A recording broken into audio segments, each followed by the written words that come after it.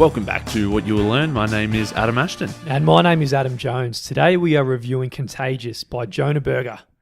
How to build word of mouth in the digital age. Mate, I like this one. It's 6 steps. In fact, the thing is called STEPS, the acronym.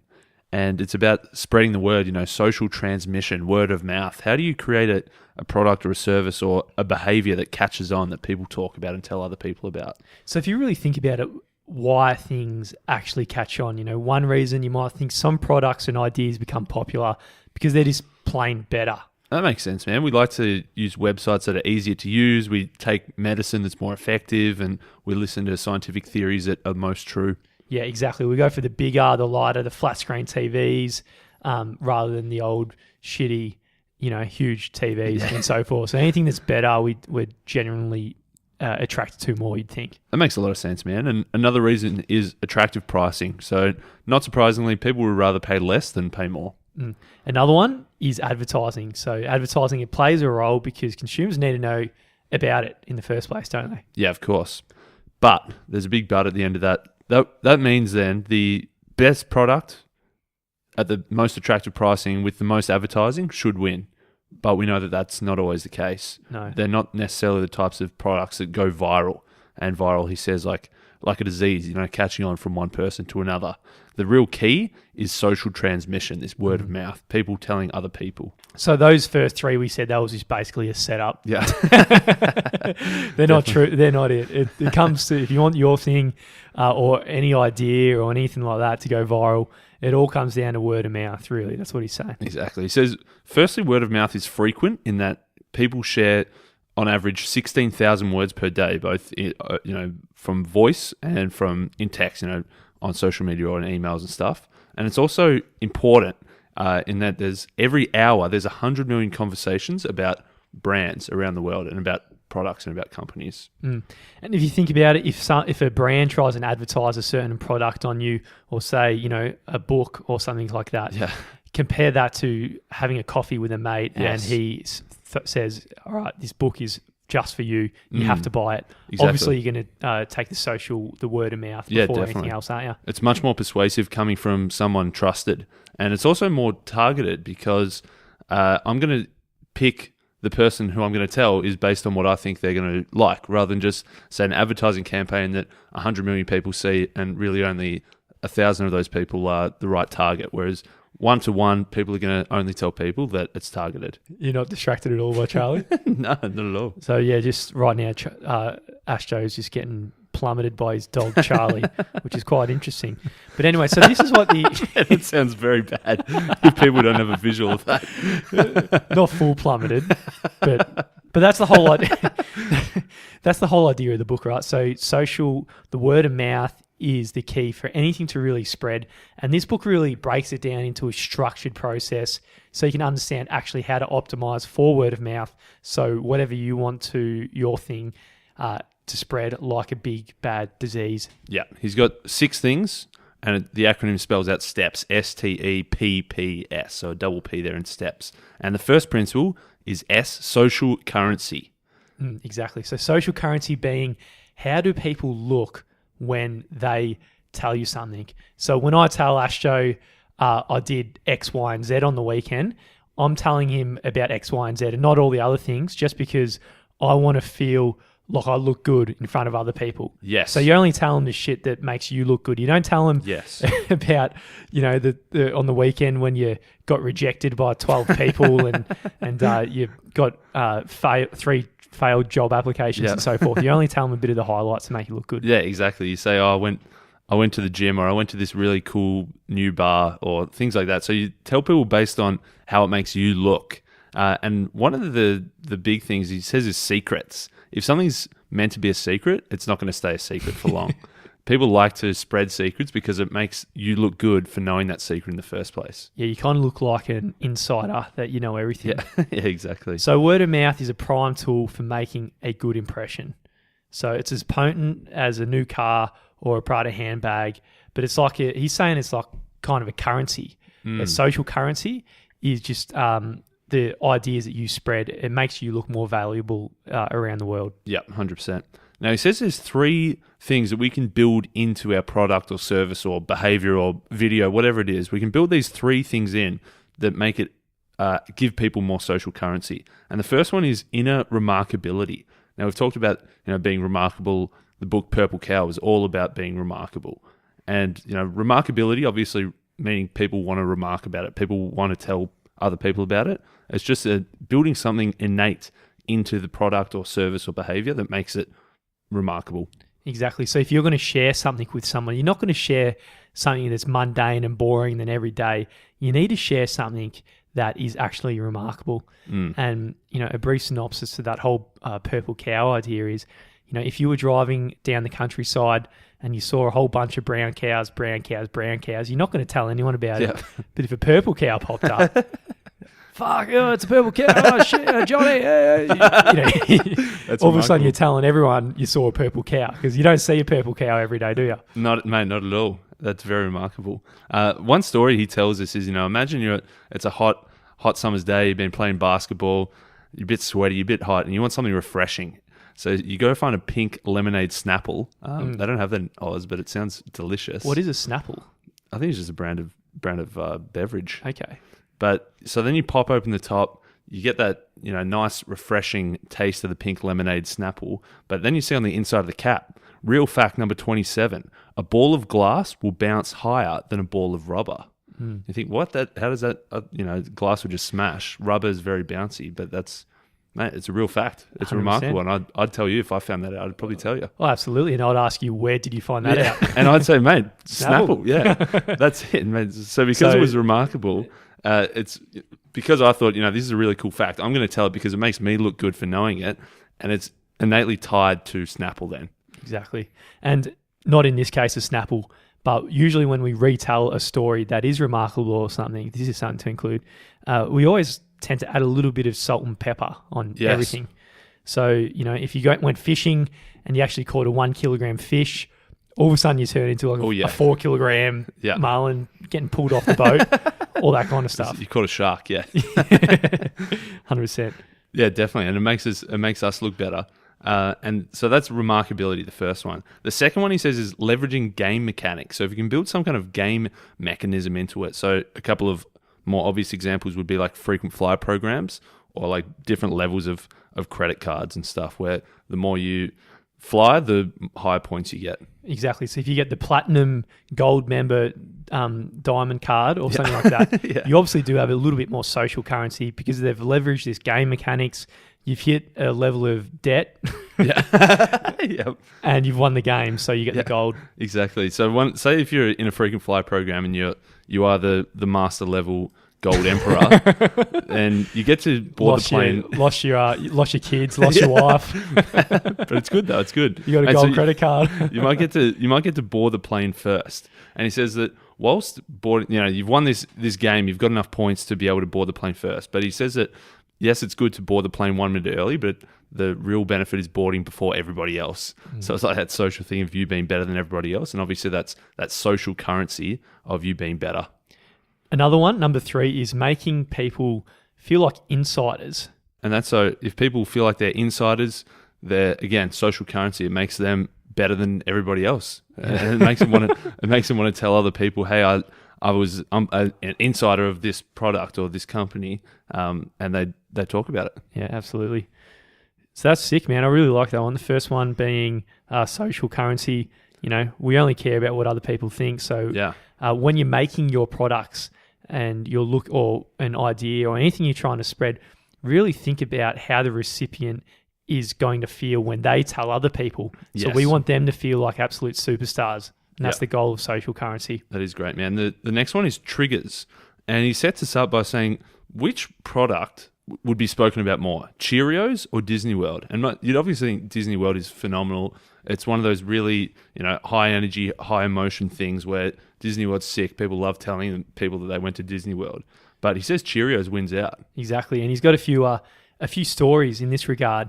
And as you said, you might think it'd be Disney World, but the whole reason Cheerios is every morning you wake up, you have breakfast, and there's a big portion of the population when they have breakfast, something pops up in their head and it's Cheerios. Yeah. So you're always reminded of the morning reminds you of Cheerios. So that's why it gets remarked about a lot more. Because how often are you going to think about Disney World? It's probably only when you've got a holiday coming up or somebody else has got a holiday coming up. Whereas Cheerios is every day.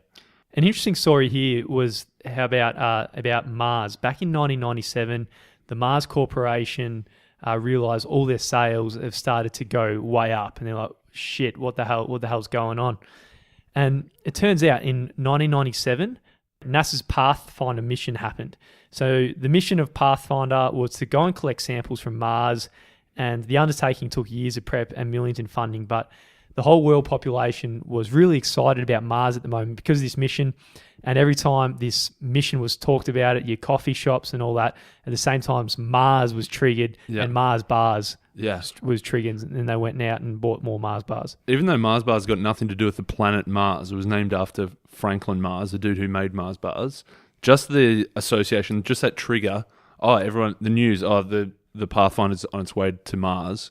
I'll get a Mars bar. Yeah, exactly. And another good story here, man, which is really, really illuminating for me, was remember that stinker of a song, It's Friday, Friday, Friday.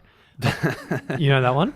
It wasn't a stinker. It was a bloody... Mate, it was a stinker. But I think Rebecca Black Friday. Was it was a stinker. Yeah. We've got absolute clarity now that why this actually spread.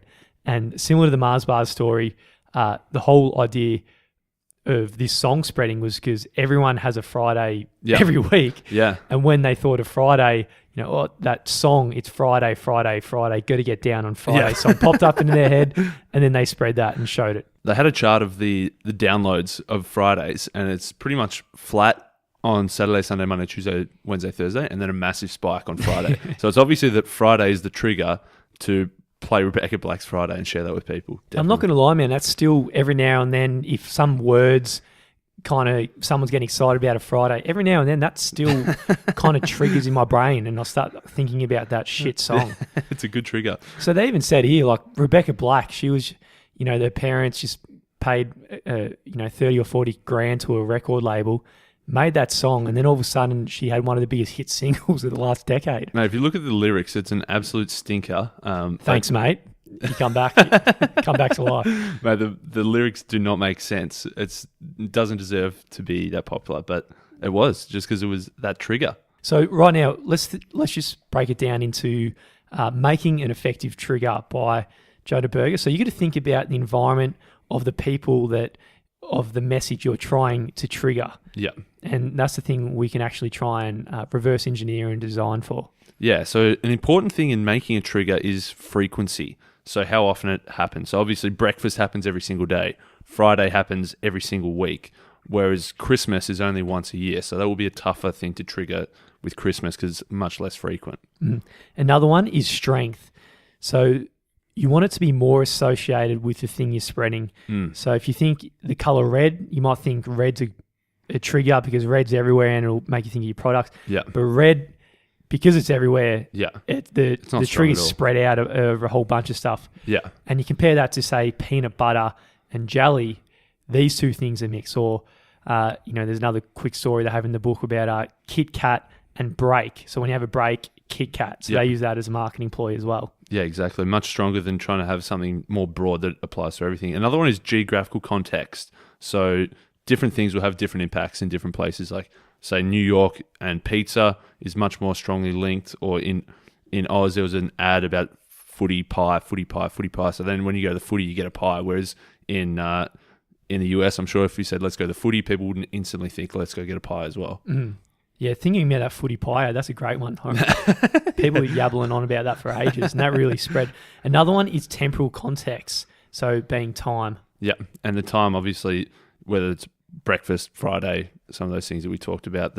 So they're the four things in building a trigger. You want it, obviously, as frequent as possible. You want it to be strongly linked. You want it to make sense geographically, and then also be linked to time as well. Chapter 3 is emotion. So the way he measured emotion was they used an email list. So they sent out a whole bunch of emails with different articles that really invoked different emotions in people. And quite interestingly, what they found to be the most spread out of all the articles they sent were science articles. And if we look at all the other things we've talked about before, you got triggers, not many things in our environment trigger us about quantum mechanics or the universe or anything like that. And in terms of social proof, if you spread that, that really makes you look like a bit of a geek. So there's no social proof either in that. But actually, what was the biggest trigger for you to share this was the emotion enveloped, and in this case, it was actually awe. Yeah. And obviously just this wonder and amazement of some massive new scientific discovery or something in the universe that you didn't know before. So that emotion of awe. They found that sadness, articles that had some kind of invoked sadness, was 16% less effective. So they thought maybe negative emotions aren't as good, but then they found that happiness didn't fare any better either. So positive emotions wasn't the answer. What it really was not the difference between negative and positive, but the difference between arousal. So low arousal like sadness and contentedness didn't get shared, but high arousal like anger or excitement did get shared. So if someone's just lying down on the couch with a very low heart rate and very passive, they're not going to share a hell of a lot in that case. But if they're really up and about, they're much more likely to share when your heart rate's up and about and you're moving on. Yeah, but it's also that something like that, like anger gets you really fired up or excitement gets you really fired up, whereas happiness or sadness is something you might think, oh, that makes me happy, but it's not something that you're going to then share. Whereas anger or anxiety or laughter, like funniness, is things that you share. So if you want to use this, we can call it a weapon. Yeah, call it a weapon. Call it a weapon of word of mouth. Then you need to think about how are we going to get them aroused. So don't think about if you're thinking positive, get them in the sense of awe or excitement, and not so much as contentment. Yeah. Or you can let them get angry and anxiety and so forth. So get their heart rate up and pumping. So if you think about Tony Robbins, where he's used this beautifully, his whole seminars are all about getting in state, and then everyone's heart rates are really at record levels, and then they really spend record levels that they've already spent on seminars in the past as well. Mate, he's charging $8,000. Yeah. You're not going to do that if you're just sitting on your ass all passive in your seat, are you? You're not wrong, mate. You're absolutely not wrong. Make your move. Principle 4 is public. And he says if it's built to show, it's built to grow. So if you want your thing to grow, show. Mate, that triggers my brain of something else. That one. Anyway. Other things, if you show, then they grow, yeah. He's got an example here, all right? If you're on a holiday, you're walking down the street, you're looking for somewhere to eat for dinner, you generally pick the one that's full, not the empty. The one that's empty, you don't go there. You go the one that's full, and you're waiting an hour to get in line. Yeah, correct. If there's just the chef with his singlet on, he's hairy and sweaty and no customers, and it's probably a good sign that it's not where you want to be eating your dinner for the night. Yeah, so public can be thought of as another weapon of influence from Saudi, of social proof as well. Right, it's a similar kind of idea. Very similar, very similar. One example to highlight how strong this idea of social proof is about kidney donations. He says there's 100,000 people on the kidney donor list who are wanting a kidney because they've got a kidney disease that is incurable. They need a replacement kidney. 4,000 people every month added to this list, and the list is managed on a first come first serve. So the person who's been waiting at the longest at the top of the list, when a kidney comes, they get it first. You'd think, okay, if the doc comes to you and said, "Hey, mate, you've been waiting on this list. You're pretty much cooked. Here's a kidney for you." You take it. You take the kidney. But he said there's a 97.1% rejection rate of people rejecting kidneys. Now, there's a fair chunk of that is that it's not a match. You're the wrong blood type. But what the issue comes when it gets down to number 200 on the list, they reject it, even if it is a match, because they think, well, 200 other people have rejected this kidney. What's wrong with it? Yeah. So that's crazy. Perfectly good kidneys. And I think that story would be applicable, back to the restaurant as well. I'm sure there is perfectly good restaurants out there that there's just no one in there. Yeah. Is the reason no one gets in there, even though they would get an incredible food and I guarantee impeccable service. Yeah. You get their own waiter, their own chef, the whole lot, just personalised. I like it. Another story they got here is Movember. And this started in Australia, like we're from Australia, so I don't know how far this is spread around the world. I think it's spread, yeah. It has. Surprisingly. I thought it was just the Australia thing, but it sounds like from the book it's spread, yeah. Interestingly enough, so, this was started by a group of boys from Melbourne one day just having a barbecue about 10 years ago, and they saw there's a lot of fundraising for females, breast cancer, and so forth, which is fantastic.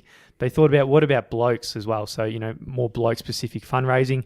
So then they thought of the idea of Movember. It was kind of on a whim, thinking nothing's going to come of it, and they thought they're going to grow a a mustache, and as they're growing a mustache, they'll try and raise money. Yeah, that's it. On November 1st, you're clean shaven, and you got to try and grow the best mo you can in the 30 days before the end of November, and as you say, raise money along the way. And it's grown and grown and grown. It started with 3 blokes, and then the next year there was 10, and then obviously because it is public, people see this dude who's never had a mo before on November 20 has got a filthy, filthy mo, and people say, what's going on here? And because it's public, everyone can see it, and it catches on. And there's a little bit of remarkability in there as well. And definitely. It's just a bit weird and odd and different. And you're going to ask, it's going to be this awkward little moment at the start, but then when you get more comfortable, you can ask, mate, what are you doing with your mo? What's that? And then it spreads. Yeah, exactly. And so something like a mo is public. Something like a big long line at the front of your restaurant, that is public. But if you think about some other like behaviours or services, it's hard to make them public. So what Jonah says you need is some kind of behaviour residue. So a couple of good examples is the yellow Livestrong wristbands. This is going back 10 years, but when you donate to charity and you got a yellow wristband. So the wristband was the residue of the behaviour of donating to charity. Or in the US, like Australia, we've got compulsory voting, but in the US, you don't have to vote. And when people vote, they get an I voted sticker. So it's a behavioural residue of making it public that you voted when people wouldn't know otherwise. Exactly. And there's in both of them, you could weave in a little bit of social currency in there as well. Definitely. And it can work both ways, man. So there's another example here where it went the wrong way, and this is by the music industry. So they said only 37% of music acquired by US consumers was paid for, thinking, these 37%, they're assholes. But everyone else is like, oh, shit, you must be an idiot to pay for music. Exactly. Everyone's stealing it. This must be the thing to do. They thought it was this underground thing. There's all these illegal downloads. So they thought, we're going to stop it by making public that nobody's paying for music. But they had the unintended consequence of when everybody knew that no one's paying for it, then nobody paid for it. Because if everyone's doing it, then no one's going to pay for it anymore. So that's public, man. A little bit like social proof. If you can see that other people are doing it and it's more visible and it's out there and it's been adopted, then you are more likely to do it and then spread this message as well. Bang on. The 5th principle is practical value. And in short, people like to pass along useful information, things that other people are going to get benefit out of. I'm not going to put icing on it, mate. This was a stinker of a chapter. It was a great, it's a great lesson, but practical value, it's just one of those things that are, it's quite self-explanatory, but it took him 12 pages of stories just to make the weight of this chapter be similar to all the others. Well, mate, I'm gonna bring you back one-liner. here. I'm gonna bring you back here. I thought there was a bloody good. He calls the rule of 100. And so if you think people are everyone's bombarded with deals of sales, this percent off this or this many dollars off this. And he said the rule of 100 is, I thought it was great. And the rule is that, should you give a percentage discount or should you give a dollar discount?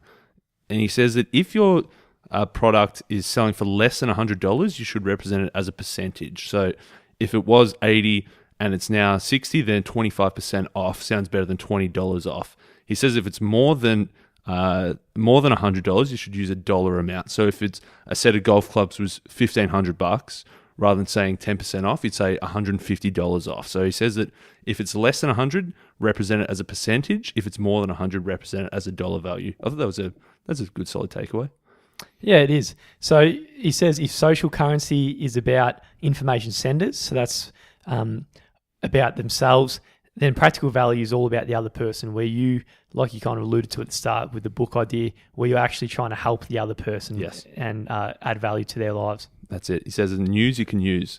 Principle 6, mate, stories. You love your stories. They've just been popping up in a lot of books recently. Yeah. And the first story and concept he brings up in this chapter is the idea of the Trojan horse. So when the Trojans were fighting the Greeks for a decade, they couldn't really break down the Greeks' walls at all. So they left this Trojan horse just on the front saying, you guys are superstars, take our gift. Yeah. And then when they wheeled the Trojan horse in at night, the Trojans came out and wreaked absolute havoc and got the city back on their terms. Now, he's trying to apply this concept of the Trojan horse in terms of stories here. Yeah, and it is saying that stories are a Trojan horse, that we aren't really recognizing the fact that we're learning something or spreading the message, but we really are. Like, say, an example is like the Three Little Pigs. We think it's just a story. If you build your house out of sticks or straw and you just rush it and then go and party, it's not going to work out well for you in the end. But if you build it out of bricks, a lot of effort up front pays off in the long run. So it's just like a cheeky story, the Trojan horse of an enjoyable story, but there's a lesson at the end of it. Yes, it's got a lot of information in it. So he's saying a simple story can pack layers and layers of information, because this is actually how our brain is wired to really perceive the world. There's a lot of almost infinite information out there, and we use stories to just really break it down and simplify everything that's going on. If you think about how else we can learn, it's either by doing it ourselves, like a long series of trial and error, or by direct observation, or from stories. So he says that, say, like a simple story, rather than you going to the mechanic and getting screwed, if somebody else says, oh man, I went to that mechanic and he screwed me, you're not going to go there. So that one story of saying somebody passing on that message in the form of a story of what happened with their car means you're not going to make the same mistake that they did. Yeah, there's a lot of information trapped in that. You think that person's completely untrustworthy, they rip people off, and so forth. So yeah, that's how that works. So that's on the flip side of that. If you go down the route of giving absolutely outstanding customer service and going overboard and spending more than maybe what you earn from the customer and so forth, you might think, because you spent more, you've lost money, but really you might have given that customer a story to give everyone else, and the stories that person's going to spread out contains a lot of the right information that you would like to be spread. Bang on, man. That's contagious. And that's about the spreading the word. It's obviously, this is definitely how things grow, how things spread. We talk about, say, crossing the chasm, the diffusion of innovations. We're saying that you need to cross the chasm, and the way to do that, Purple Cow says, is by word of mouth, by being remarkable, by spreading the word, by being contagious, and that's what this book is all about. So in a nutshell, the 6 worst social currency: triggers, emotion, public, practical value, and stories. So quite interesting stuff. Definitely, man. I reckon my favorite was social currency, and that we share the things that make us look good. So if you think about what stories do you tell people, what things do you share with others, you do the ones that make you look good in whatever way that is. I thought that was a good take on it. Yeah, so it's a really good book. There's some good takeaways. Another one of those ones with maybe 100-page more than it needed to be. It could have been an incredible 60-page book with some great takeaways and been dense learning experience, but he went the fat way, didn't he? It was. I'd agree. I'd say if it was 60 pages, mate, this would be an absolute top-notch book. At 200 pages, it's a bloody good book. Exactly. Yeah, it's a good book. So yeah, go out there and get it. That's it, mate. We've just spread the word of the Contagious. Woo. And along those lines, if there was anything specific in this episode that you learnt, or maybe the factoid about the glass ball, tell someone with practical value, and if they ask where you heard it, what you will learn. And hopefully there's a little bit of social currency in there, and that hopefully we make you look good if you share this podcast.